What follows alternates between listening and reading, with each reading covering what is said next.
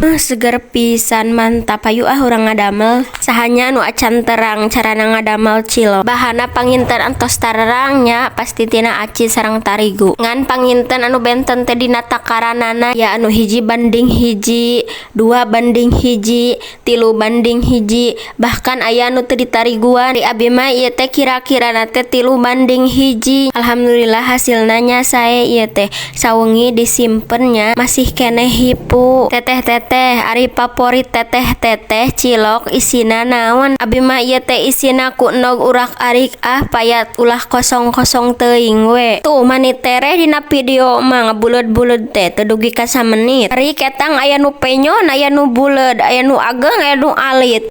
Tuh tos asak cilok teh da tos ngaramang. Urang lebetkeun heula ayeuna mah kana wadah. Teras we ieu teh ngadamel bumbu kanggo kuah. Ari abi mangan saukur bawang beureum, bawang bodas, cikur entos we sakitu teu seueur-seueur. Ari saatos lemut mah urang tumis we bumbuna teh nya dugi ka seungit. Ari tos seungit mah tos asak bumbuna. Tinggal we dicaian ieu teh. Teras we ieu teh dilebetkeun si tulangna nya ti payun si tulangna mah. Tulangna eta teh tulang tuurnya kenging di presto ameh rada hipu tungtungna geuning tulang ranguna. Atos dibumbuan manya satos ngagolak. Teras we ieu teh dilebetkeun cilokna sareng tahuna. Cilokna eta teh ngan saalit deui da seep ku barudak dikeureueuh enak cenah mah empuk. Ing hilap ieu teh dinu hejoannya ameh berwarna. Tah geuning masak cilokna mah atos beres tinggal we ieu teh ngadamel anu ladana. Saukur cabe cengek atuh ieu mah kenging ngulup terus diuyahan. Tuh geuning ayeuna mah tinggal tuang.